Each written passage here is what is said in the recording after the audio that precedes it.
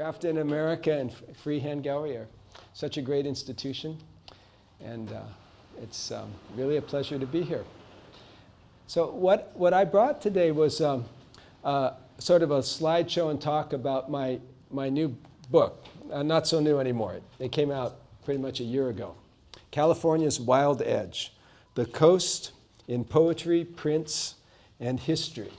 And it's a combination of a lot of the things that I've spent my life enjoying and the sort of intellectual pursuits that I love. And so it has my woodcut prints, which I'm going to talk about in the slideshow.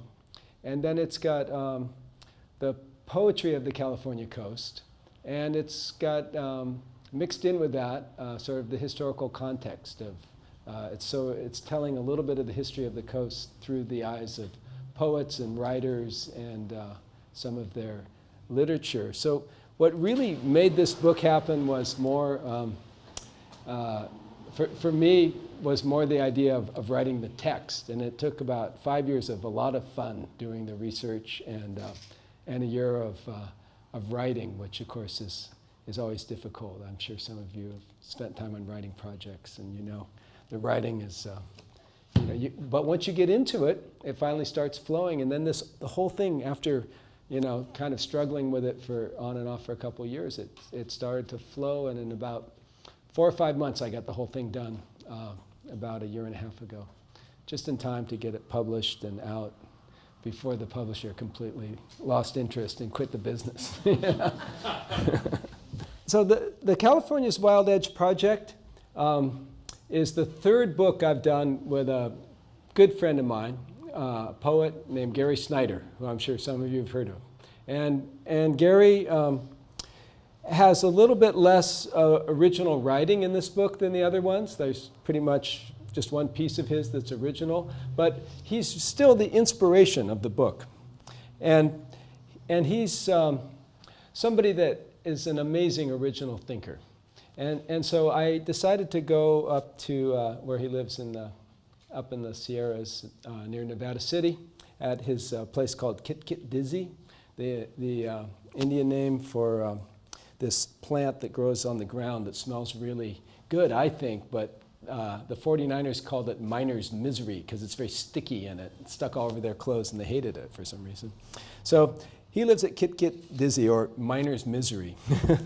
And I went up there in the summer a couple times and sat around for a few days each time and talked about the coast and his experiences along the coast of California and further afield in the Pacific. And Gary said, well, most of the people who have written about the California coast are looking on it as the west coast of North America, and they're looking from the land out at the sea. But of course, it's the wild edge where the sea and the land meet. And we should also look at it from the perspective that it's the eastern shore of the greatest ocean in the world. So it's the Eastern Pacific. It's the edge of the Eastern Pacific, and it's maybe more important that the sea is there for the poets and what is different about writing about the West Coast than it is that it's the western part of North America.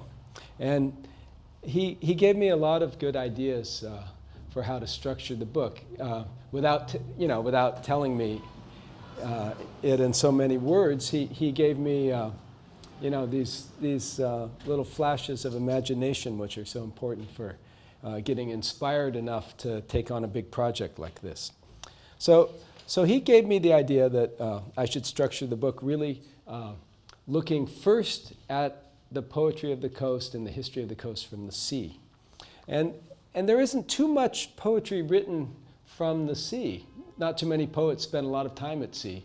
Gary actually spent quite a bit of time on the Pacific. He went back and forth from the West Coast to Japan on merchant vessels, and he worked one long stint where he pretty much got shanghaied by he went to get a boat that he thought was going to go back. He could work his way back, basically get paid to get back to the United States in 1958. And they took him all the way to the Mediterranean before he finally got back to California. It took 9 months, and he wandered all over, you know, the Indian Ocean and the Pacific in an old tanker, and wrote a lot of good poetry from that. So he really had quite an experience of the life in the sea. So Gary gave me the organizing thread for this book, and it begins really with a lot of poetry from the wild side of the ocean. And when you think of California's coast as an edge between two worlds, one of which we really can't inhabit at all. We've gotten pretty good at floating on the surface of it, but without our technology, we really wouldn't last more than a few hours if we were dropped, say, 10 miles offshore, naked. You know, most of us in this room wouldn't make it back to shore. We'd be lucky if we did. And if you were dropped 10 miles out away from any road in a wilderness area in California, naked, you'd be a little embarrassed, but you'd make it back, you know. Most likely you'd make it back. So it's a lot wilder environment. It's not an environment that we are made to live in. So that's what gives California this sense of this wild edge that we're always looking out at. And it's the biggest ocean in the world, so it has the biggest waves, and it's a world of its own that we don't know very well. And it's a world that we can't survive in. So there's a few poets that really managed to evoke that sense of living on the edge of this sort of very different world, as different a place as there can be on Earth for humans. We're land creatures. We like to think of ourselves as seafarers, but without all our special technology, there's no way we can survive out there. The project really started many, many years earlier. It started in Santa Cruz when I was going to school at UC Santa Cruz in the early 1970s. And some of my fellow students are here today. and I really had a wonderful experience, as so many of us did, going to UC Santa Cruz in the early 70s. And the coastal environment was a big part of it. I had grown up in Marin County, so I hitchhiked back and forth up and down the coast between Santa Cruz and San Francisco, which was really quite an empty coast with just a lot of farming communities and ranching, and no big towns of any size. So it had this sense of being somewhere that was still kind of remote, and you were getting a feel of old California, and it made me look at the history of the coast of California a little bit more too. And I already had a series of woodcuts of Mount Tamalpais and lino cuts of Mount Tamalpais that I wanted to turn into a book, so I learned how to print there in Santa Cruz. Is the view from the campus down to the town. And at the same time, I was spending a lot of time on the coast around there.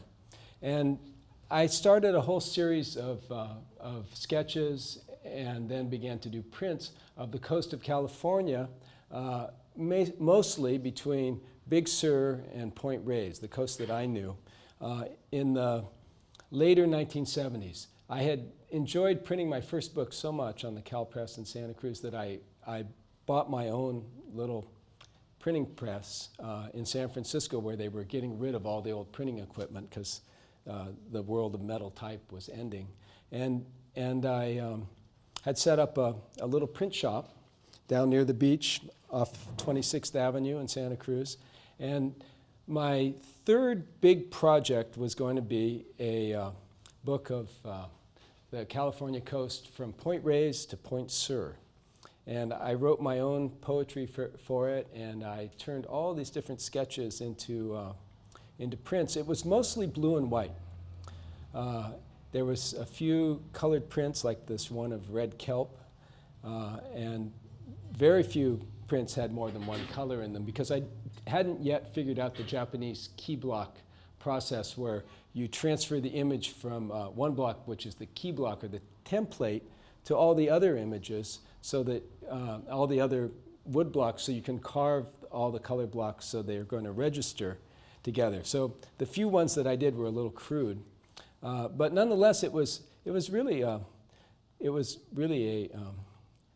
nice book, a successful book, despite my sort of post-adolescence poetry, and but it got carried along on my blue and white single-color woodcut prints, and it was really inspired very much by William Everson, who taught poetry and also fine printing there when I was a student at UCSC. And he had been working on a book of the poetry of Robinson Jeffers, who's probably the greatest poet of the California coast. When I started in on this project that turned into California's Wild Edge, I asked around a lot of people I knew who knew a lot about poetry, and the first name that every one of them said for Poetry of the Coast was Robinson Jeffers. So Everson had done this beautiful book called Granite and Cypress, and that was the inspiration for that first book of mine. The other inspiration was the great printing community up in San Francisco.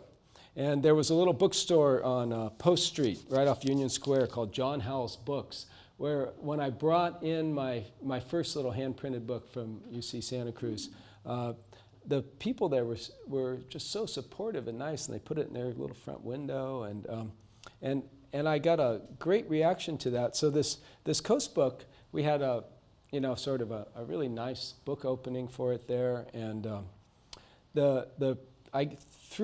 through them and through some of my connections from printers in Santa Cruz, I got to know this wonderful community in San Francisco that went back several generations, back into the 1920s and the great era of fine printing. And that provided another inspiration for my first book on the coast of California. So here are the crew that really got this book together. We're sitting getting, I think we've just finished maybe talking about California's Wild Edge at a big book opening party up in Point Reyes. And there's Gary, and with the big beard is Malcolm Margolin, who is the publisher of these heyday books. So this is like I was saying, this is the third of we did a book on Mount Tamalpais, and we did a book on the High Sierra previously. And Malcolm is a wonderful writer and also a great storyteller, and has been really instrumental in reviving cultural connections amongst all the native California people. And he's published for many years this magazine called News from Native California. And sitting next to him is Gary's son, Gen, who has been helping Gary out in the last few years with a lot of things. So it's a lot of fun doing these books. It's really a pleasure to work with somebody as smart and charming as Gary Snyder. And that's probably the main reason that I did this. I was looking for another project so that I had an excuse to work with Gary on something. And he seemed to enjoy it too. The way that I ended up planning the book was first talking about the view from the sea, and then looking at the sort of history and poetry of the coast. And so it starts in the south, and it works its way north, the way that the Spanish, who brought writing with them to California, went up the coast. And so, the founding of California's literary history is all coming from the south going north. And it really gets started around Point Conception, because it's more the wilder part of the coast, and that means it's the colder and foggier and windier part of the coast where people didn't settle so thickly. The only big settlements are on a couple of bays, if you think about it, around Monterey, Santa Cruz, and then San Francisco Bay. But along the coast itself, from Point Conception north, there are not a lot of big towns, and that's because it really becomes a wild edge of the sea, all the way up, of course, to the Oregon border. So I concentrated most of my prints and a lot of the literature that is in the book from Point Conception, which is seen here. I got to go out to what they call the ranch a few years ago, and we were way up on the ridge looking down at Point Conception. You could see that place where the water changes, the blue, calm water of Southern California meets this wind-blown, dark water with a big fog bank offshore of Northern California, sort of, right at Point Conception. And it goes northwards to Cape Mendocino. That's about where the prints die out. I could have gone further north, and I could have gone further south, but I ran out of time. So this is on the north coast of Santa Barbara, looking up towards Point Conception. And then it really gets going past San Carpoforo Creek, where the Spanish and the people whose horseback journals I followed from the late 19th, early 20th century, all turned inland because up until they built the Highway 1, it was very hard to go along the coast between San Carpoforo Creek and just south of Carmel. This is in Pacific Valley, the southern end of Big Sur. There's Marble Cone Peak, one of the tallest peaks that comes right down to the sea. And this is looking down from up near Marble Cone Peak at the ocean, where it's an extraordinarily beautiful drop. It's also the place where Southern California, with its yucca trees, meets or its yucca bushes, whatever you want to call them, yucca plants, meets the redwoods, which you see down there in the canyon. And Big Sur is, of course, the sort of landscape that really appeals to somebody that makes woodcut prints. It's got that hard edge with the rocks and everything and the steep hillsides that really lend themselves to printmaking. And these two were done about 30 years apart. This one is from around 1985, and this one's from around 2015. Right along the same part of the coast. So you can kind of see a little of the evolution of my printmaking along. Certainly my color has gotten a lot brighter in the last few years. But these are some of my most recent prints, these three right here, just in the last 2 years. And I've been using a lot of more colorful inks that come from France too, so that probably adds to the brightness of the palette.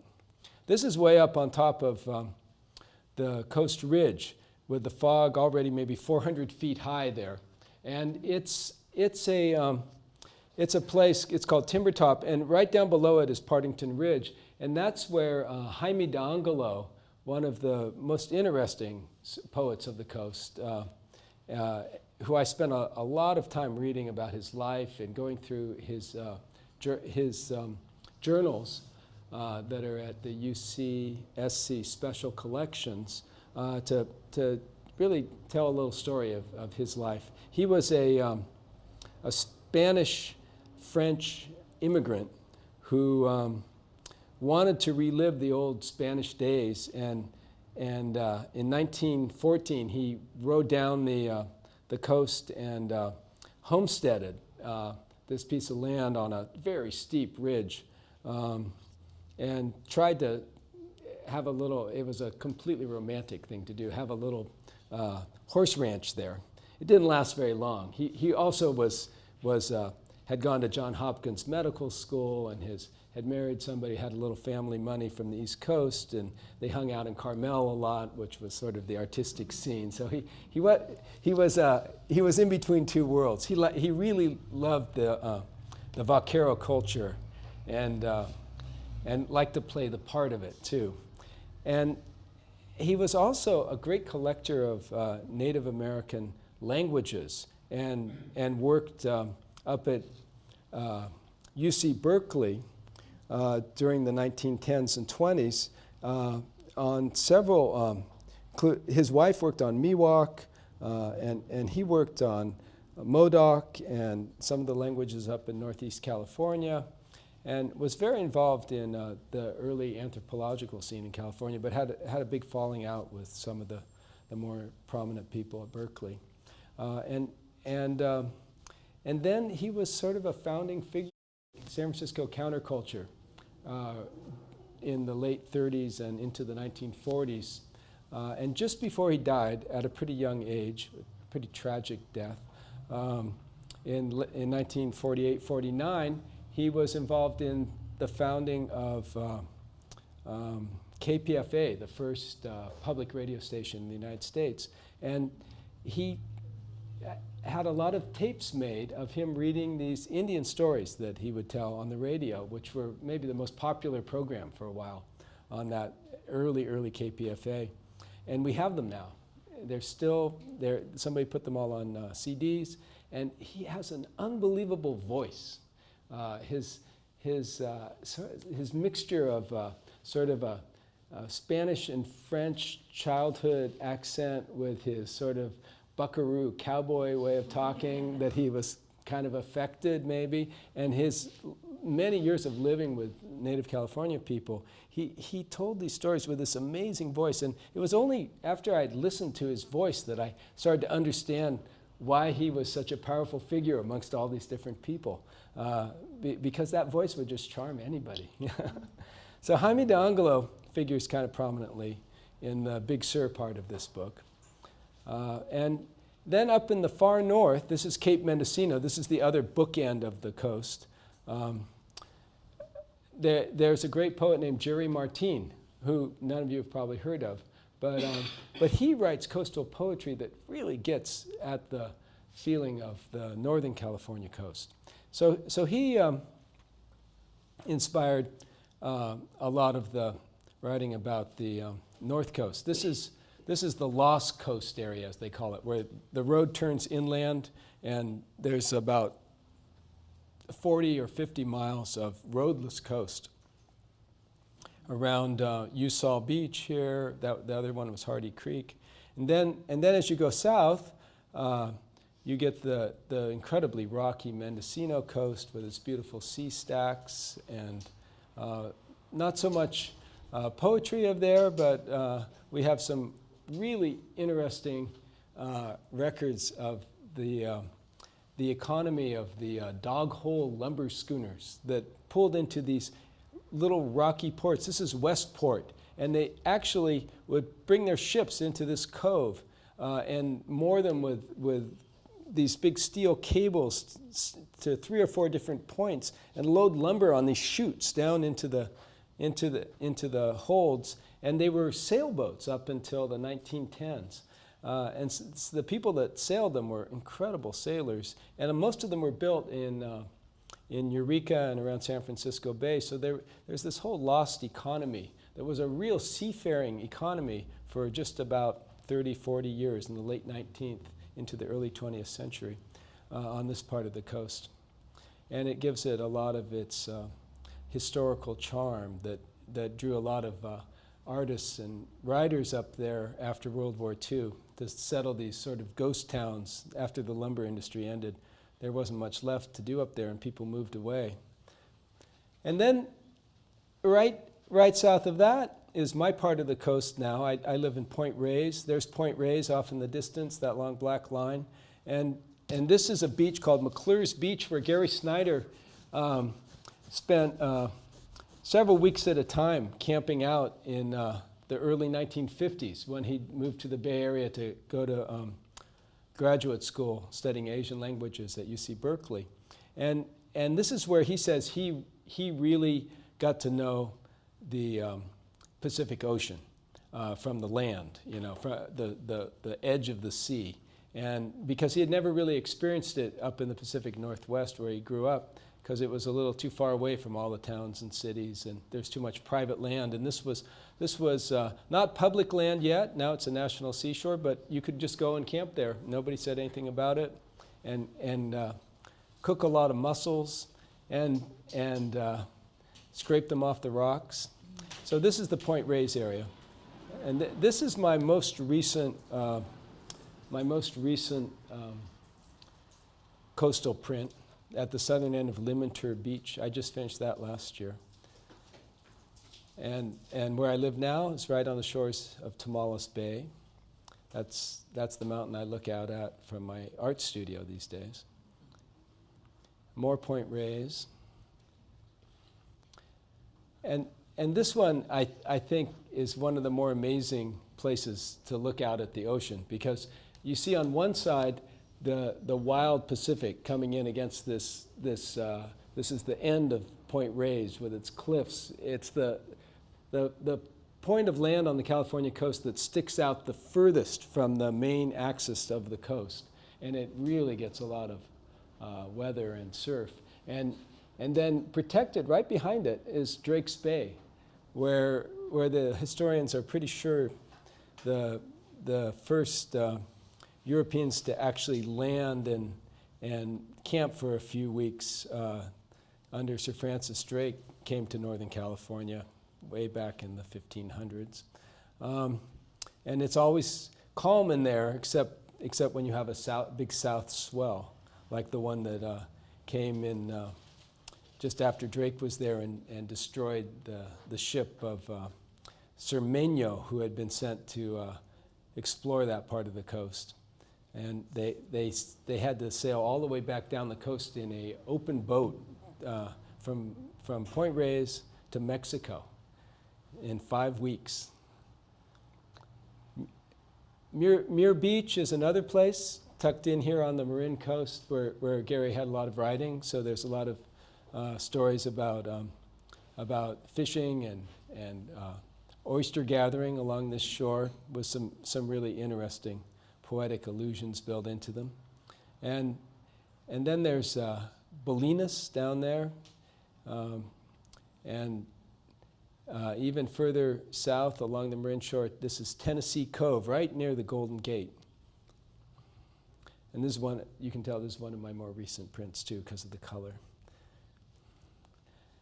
But the real center of the coast and the heart of this book is around Carmel, where Robinson Jeffers settled in the early 1900s.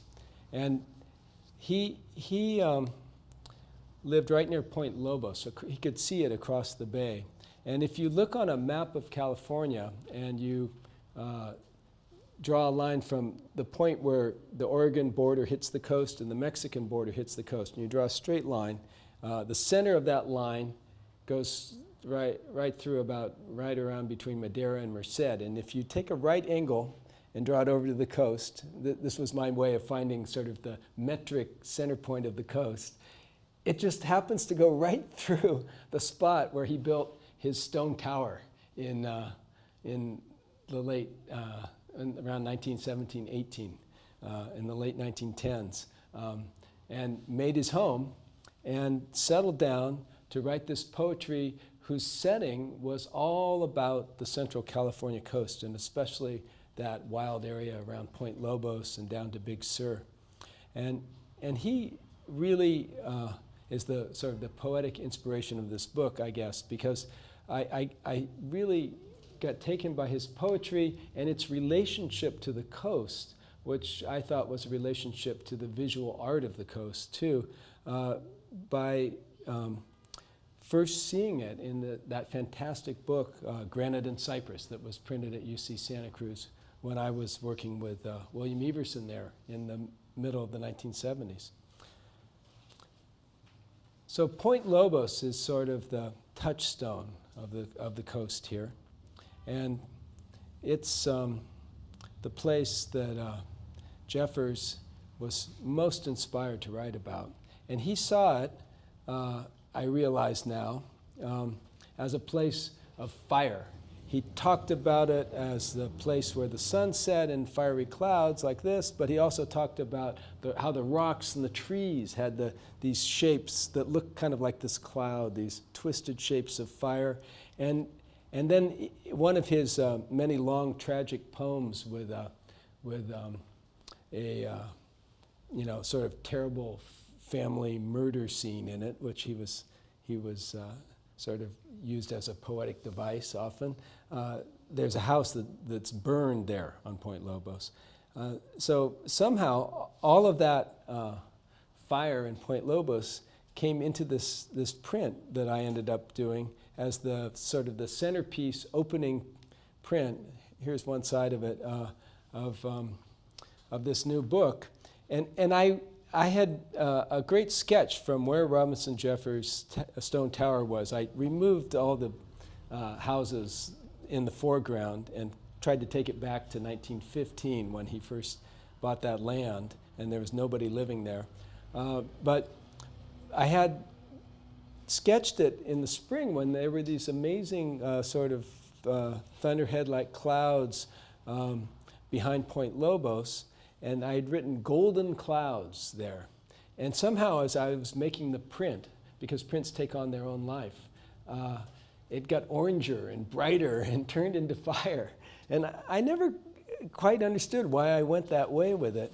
And I had this print up framed on a little tripod at this event that they do every year down in Carmel, honoring Robinson Jeffers, because he has a whole sort of fan club that keeps his memory alive. And they raise money to preserve his sort of stone house and tower there, which are open to the public. And a lot of poets make pilgrimages to and write all kinds of satirical verse about what Robinson Jeffers thought of this place and what it looks like now with all the suburban sprawl around it and everything else. And while it was up there on the stage, somebody came up who was sort of the keynote speaker, and he was giving sort of a Jungian analysis of Jeffers' poetry, and he was concentrating on Point Lobos as the place of fire. And he explained my whole print to me and why that fire came into the sky, and I had no idea why that all happened, but there it was. And at the end he turned and he said, and look at Tom Killion decided to do it too, you know.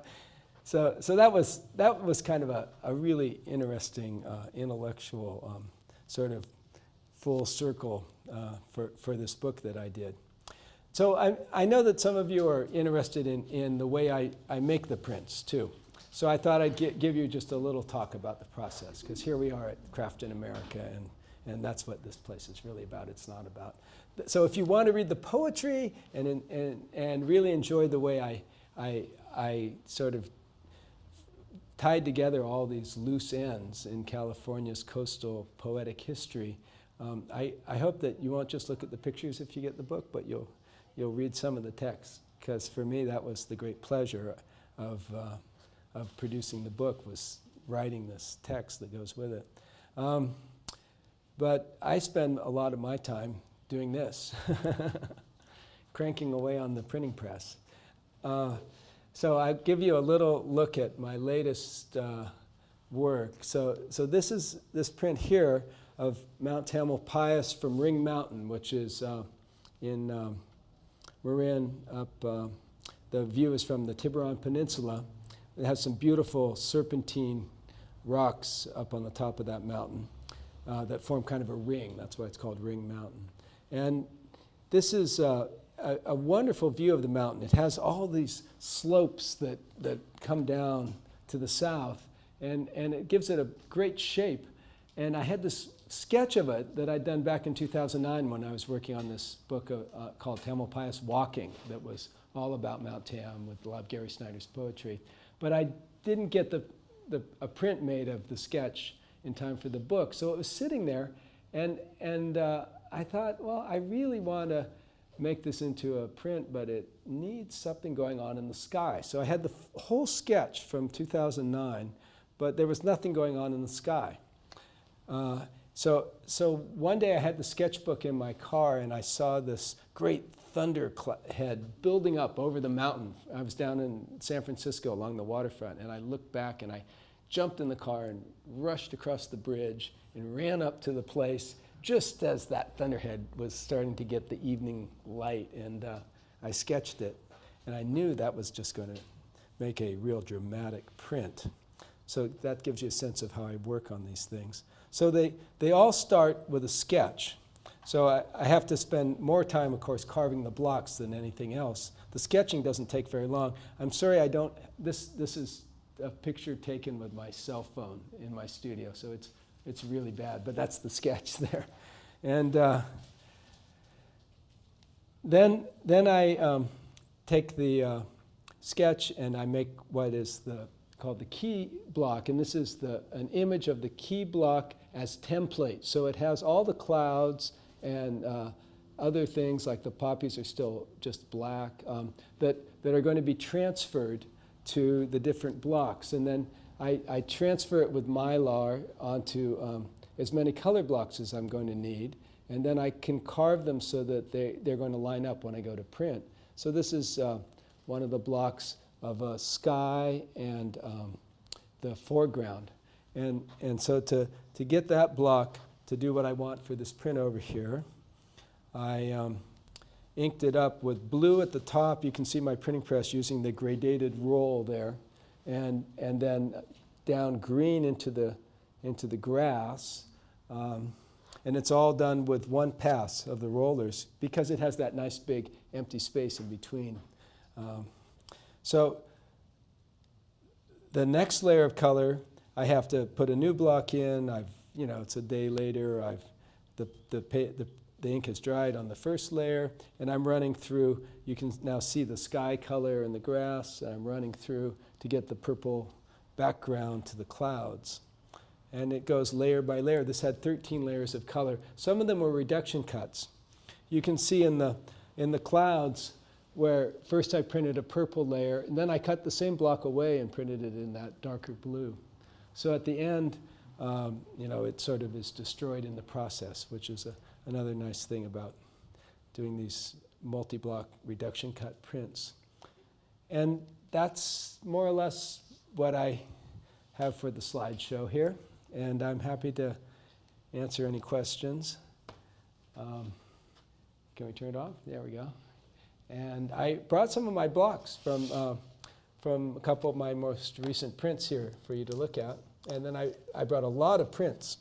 I rarely have this many prints down here in Southern California. So there's just most of what's available of my work is over in the gallery for you to look at. And even some great big giclée prints that are enlarged, digital fine art prints of some coastal scenes that I don't have anymore of the original woodcuts of. I've made these large format prints out of particular ones that a lot of people still want.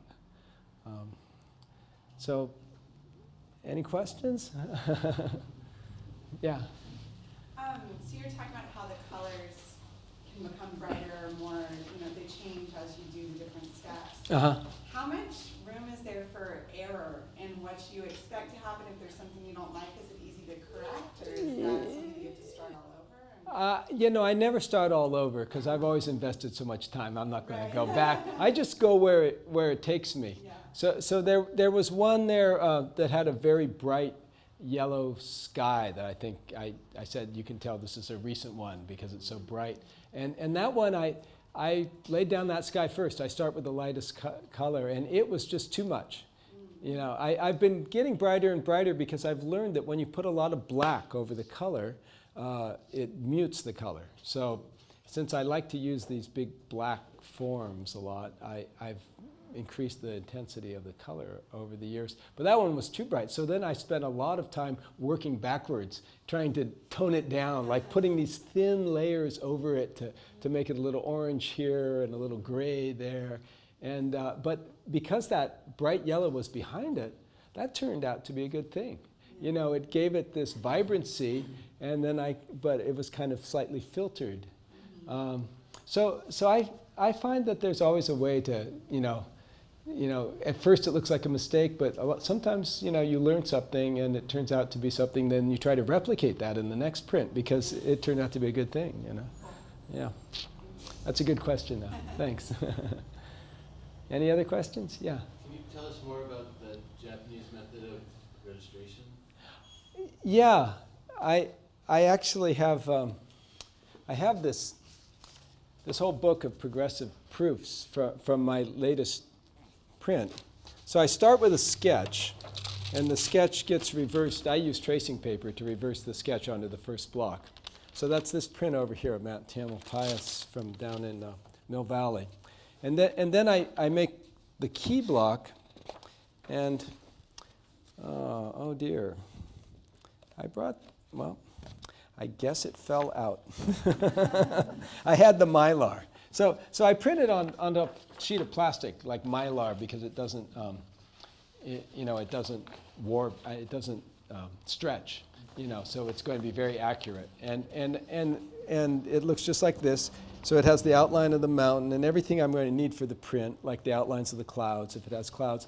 And then while the ink's still wet, I just turn it over and rub it onto my first color block, which would, for the way I do a lot of them is I use linoleum for the key block.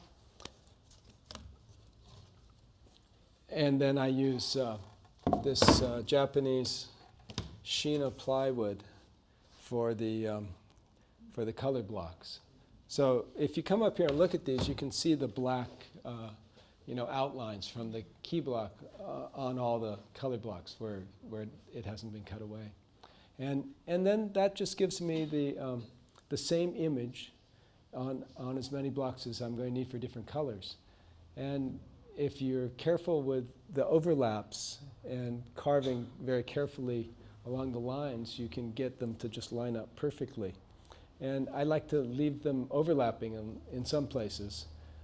Other places where you might want a white outline, then you carefully carve it away a little more. So if you can carve accurately, you can get really perfect registration. And I have a printing press, which is a cylinder proof press that you saw, that has, you can lock it in the bed, you can shim it and twist it and get it exactly hitting right in the bed of the press, and then you can fine-tune that with the little spring-loaded guides that are on the feed table. So you can get absolute hairline registration.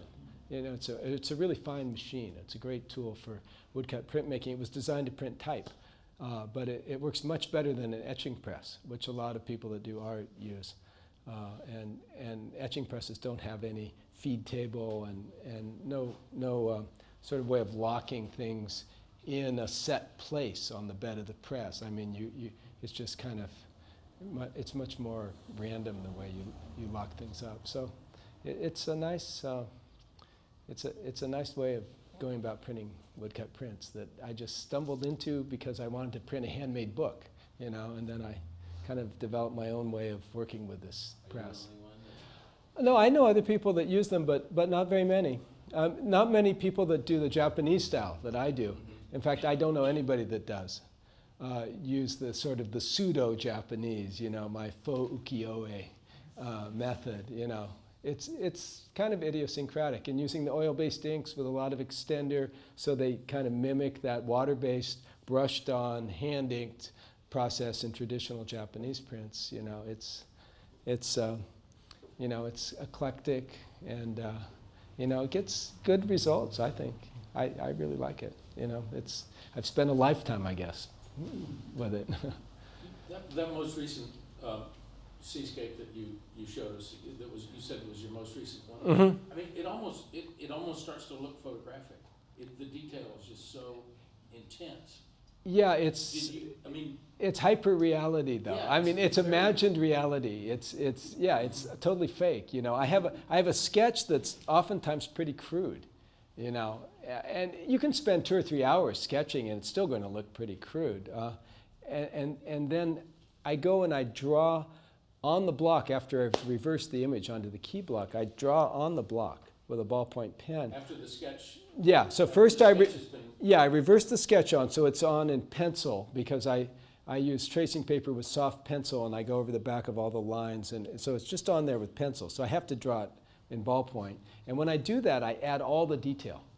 So that's kind of done in... That's all imagined. Yeah, that's imagined, and it's in reverse, but it's at such a fine level that it doesn't matter that it's reversed, you know. Do you find you spend more time doing on the, you know, Yeah, something like that? I spent a It lot takes of time. some That's the detail, yeah, and then you carve to that detail. So whenever I carve, I carve to lines that I've drawn on the, so that's why it has that detailed look. But then you have these big areas of color that you can just use those gradated rolls that you know, give sense of space going backwards and coming out, and sort of moods of time of day and all, and those are just planes of color.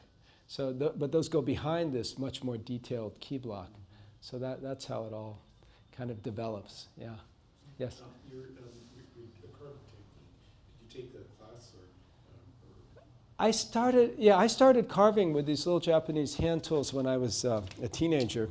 I had just one tool at first that I'd found somewhere, like I think Cost Plus. At one time, Cost Plus had like actually pretty good things. You know, then they became these sort of fake Japanese carving tools that had silver painted on them instead of having been sharpened, because they couldn't be sharpened. You know? So it was something to put on your, I don't know what it's for. It was to put by your vase on your, you know, your flower arrangement, so that it looked like you had a carving tool. But then I finally found a place that in the 1980s, I found how to get imported really fine Japanese carving tools, and I learned how to sharpen them. So the tools are really important, and the tools give the mark that looks like a Japanese print. But I don't use them the way the Japanese traditional block carvers use them. I use only the tools that they use for clearing out areas, but the tool that they use to cut all the main lines is a diagonal bladed knife that they hold like this, sort of the way you hold a brush for sumi painting and calligraphy, because that's how people write, you know. And so I, of course, didn't have that way of using it, so that wasn't going to work for me. But I didn't even know that until after I'd started doing it my own way. Yeah, so I use a V-gouge and push it, you know, through the wood. And it's more like drawing with a pen or something, you know. I mean, it's more related to the thing I already did. But all of this, it was so long ago that it's all become intuitive, you know. Yeah. So, in your woodblock prints, when you carve an area, are you essentially carving to the same depth wherever you carve?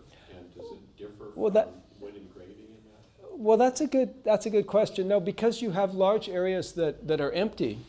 So where there's a large empty area, it has to be deeper. Where it's just some thin little lines, it doesn't have to be as deep. But because the paper is pressed in, since I use inking rollers on that press, and I use this plywood because it lays dead flat. I used to use plank wood, but it cups after a while, and that's fine if you're hand printing the Japanese way. But this I nail it down onto a particle board, so that I can get it up type high, and then that's good for positioning it also, because when I pull it off and put a different block on, I always write down where all the nail holes are for that one, so I can go back if I do a reduction cut, if I decide to. So the depth thing, it's got to be, it's the more area you have away from the surface that you're printing, where the pressure is, the deeper it's got to be.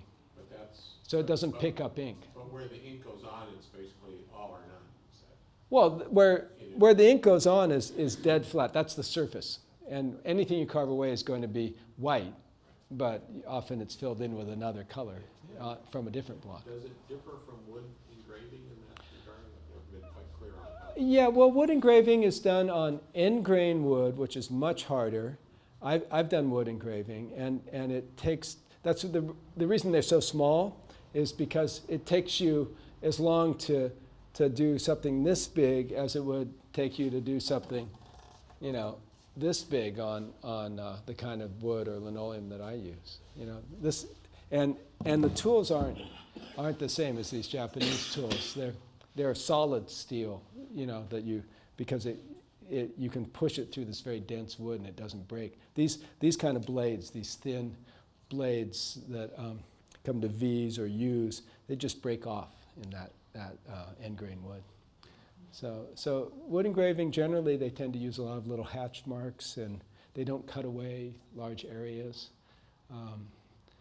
Just it's the nature of that kind of wood, and it's more about the materials, I think, than anything else.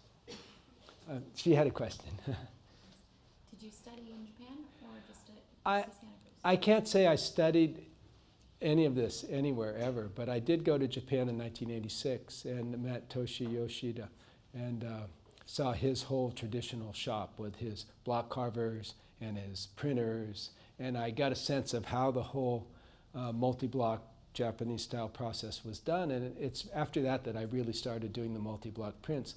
But there's just me, so using the printing press and oil-based ink, I could do multicolored prints. But in Japan, to do it the traditional way, you'd need 3 or 4 people, each doing their own skilled little part of the process. So it was a collaborative thing, the traditional Japanese print. And there's nobody here to collaborate with either, you know, because nobody knows how to do all this stuff. Yeah. Are there any influences, American printmakers that influenced you? Well, I saw the gamut of prints and books, you know, like Rockwell Kent. I liked his work, and I liked Roy Partridge's etchings of like Sierra trees and things, and yeah. But I have to say it was Japanese prints that really inspired me to get started on this, and that I still go back to every once in a while when I want to deal with some new kind of element in a print, and I see, well, now how did they do it? And then I try to figure out my way of faking that, you know, the way they did it, because they paint the color on with brushes, and then they rub it with this beren, this bamboo leaf rubbing tool that makes a really nice pattern of its own. So between the beren and the brushwork, there's all this texture, you know. So for me to get that kind of texture in the background when I have got these smooth rubber rollers putting the ink on, there's all kinds of little things I have to do. So I'm kind of faking it, yeah. Faux ukiyo-e is what I call it, yeah. Yes? Any new direction you're going? People, profile, I'm starting in on a whole series of tree prints, you know, and I'm hoping that in 5 or 10 years I can do one more book incorporating some of Gary Snyder's poetry of trees and a text about trees, treescapes of California. That's my. But all these other books that I did with Gary, the High Sierra one, I purposely created most of those prints for this book project, but first it was a big hand-printed book. And it took me 4 or 5 years to do that. And then the Mount Tam book, I already had all these prints of Mount Tam, and Gary had all this poetry, so it was easy to construct that book. I just added a few new things, like that print over there was a new one, and this one was. But then the Coast book, I had all those prints of the coast already. I didn't have to do too many new ones. need Yeah. a new poet. But I needed a lot more material because there were so many prints, and when you make a book, you have to balance the prints. It can't be just print after print after print with a little bit of text. You need a few pages that are still blank text to give it a sense of spacing. So you need a lot of text. So the the publisher let me just go crazy because I had a lot of prints. So this tree project, I have to create mostly new prints. I only have about 6 or 7 treescape prints. And no animals or birds? Oh, why don't I do animals and birds? Well, they don't stay still, and I actually draw everything. I don't use a camera. I just sketch, and so I would have to go and take pictures. And I am not a photographer, so I'd have to find other people's pictures to fit them in because, you know, I want them to be kind of accurate. So I never have, I have little birds and things I've sketched in the background, which is the way you usually see wildlife in the outdoors, actually, you know. And I have a friend, Andrea Rich, up in Santa Cruz, who's really good at doing North American wildlife front and center, but in its environmental context, in Japanese-style woodcut prints. She uses an etching press, but she does it all herself, and she's really good. So if you want And you have a link all set up. yeah, if you want the wildlife, you should see hers. Yeah, but she does small editions because it's hard to do big editions on an etching press. So most of her images that are, you know, that are really compelling, you can look at them in some books, but you couldn't get one probably. Can you talk a little bit about this transition from the one color to many and brighter colors, and was that primarily just an increased technical expertise, or was there something kind of going on with you that was? Well, yeah, it's more that you know, you want to keep challenging yourself, and I don't think of that you know, consciously, but it must be unconscious. You know, I'm still interested in this. I've been doing it all my life, and I find it constantly interesting. And for me, the most fun thing to do is to decide, okay, I'm going to make this image. I have thousands of sketches, hundreds that I really know would make great prints. But I finally have to pick one and say, I'm going to devote 2 or 3 months to this if it's a color print. And once I get into it, it's just so much fun figuring out what to do with it and all. And these days, I've done enough color that I always start to imagine it in color. Like I just started a little one. I forgot to bring the key block. I already have it printed. Of a tree with my backpack leaning against it on top of a ridge that then looks out over a big mountain range in the distance. So you have this big shadow and these thunderhead clouds behind it, but the whole thing's only this big. And it's going to have 6 color blocks because I just can't stop myself from imagining it full color now. You know, I'm getting more and more into it. So I guess it's still a challenge, and it makes it interesting. And if I was just doing single color, I enjoy the carving process, but it's just not as sort of exciting, you know, as playing with color. And the colors get brighter because I'm getting older, and I need more stimulus. You know? Yeah. I've got your Dipsea Trail, Uh-huh. black and white, Uh-huh. that I love because it's really there's no like sky. It's not Mhm. open. It's just this chaos Mhm. of brush and were there points in your work or in your development, you know, in your evolution where you were drawn to certain different images that inspired you in different ways? Yeah, you know, the one thing is that's really probably important in my work is that I'm really just intuitive. I never went to art school. I got a PhD in African history and put a lot of my intellectual life into other places and or poetry or something. But I don't think a lot about it. When I see something I like when I'm hiking around, I sketch it.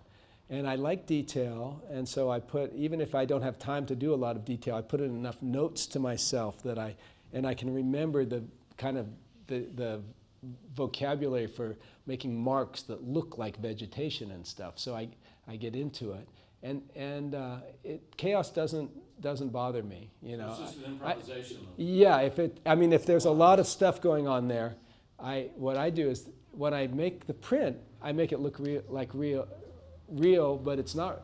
I don't really have a photographic sketch of it at all, so I'm inventing it as I'm carving it, and then it's really interesting to think that visual art is a different way of communicating. I've come to just the last couple of years. I've started to think about it. It's not verbal. All our other forms of communication are structured around speaking and the word. And yet we learn so much from visual stuff. But we think of learning stuff from visual type on the page, but this kind of stuff, it's a way of communicating, and it truly is nonverbal. Music. Yeah. I mean, the rhythm and the Yeah, like the sounds of music, not the words of songs. Yeah. So I think that it's kind of good to approach it without a structured thought process, because our thought process is all structured around words. When you start thinking about something and you say, I'm thinking about this, you're saying words about it in your mind. And so it does kind of just flow. So even though it's realistic places, from drawings that I've done, the printmaking process of all these steps of reversing things and drawing stuff out in reverse and inventing and layers of color, it just adds to it taking on its own life, which is part of this visual communication thing that's really different. And it's hard to talk about in a lot of ways. So we end up talking about the craft of it, But what's really going on is I love these places, and they turn me on, and I want to sort of, do something with them, and share it. So anyway, that's it. Yeah. Speaking of that, out of all these beautiful places, is there one favorite that you? Well, I mean, for the coast, I get more excited and do more sketches when I'm down around Big Sur, I think, than anywhere else. But the Sierras, because I go up there with a pack and I just live up there for days at a time, and I have more time. I do a lot more drawing up there than anywhere, just because it lends itself more to it. It takes you a little while to get into the space where you're going to devote a few hours to drawing something. You can't just jump out of your car, and I've noticed this, and sit down and do a really thoughtful, detailed sketch. It's much better when you've been walking through a landscape for a while. Or it's a place that you walk by over and over again, and then you go back and sit there.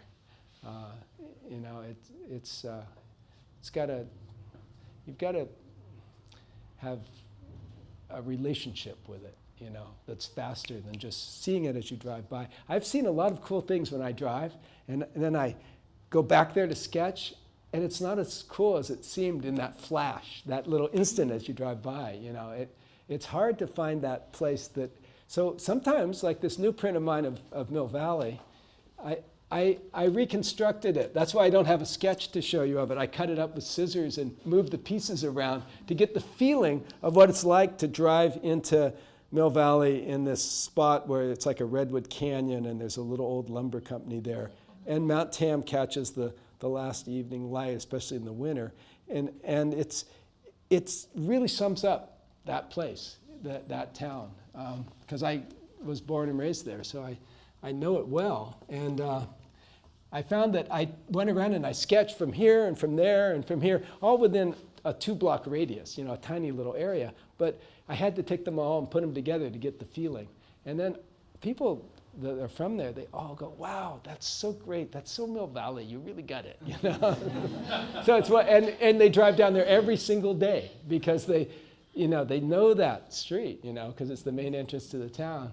But if you took a photograph from just any one spot, it wouldn't have that feeling, So that's what you can do as an artist too, You can make art of a place that gives you the feeling that's hyper-reality of experiencing it the way it seems to you or feels to you, but it's not exactly what the camera is going to see in any one spot. Thank you.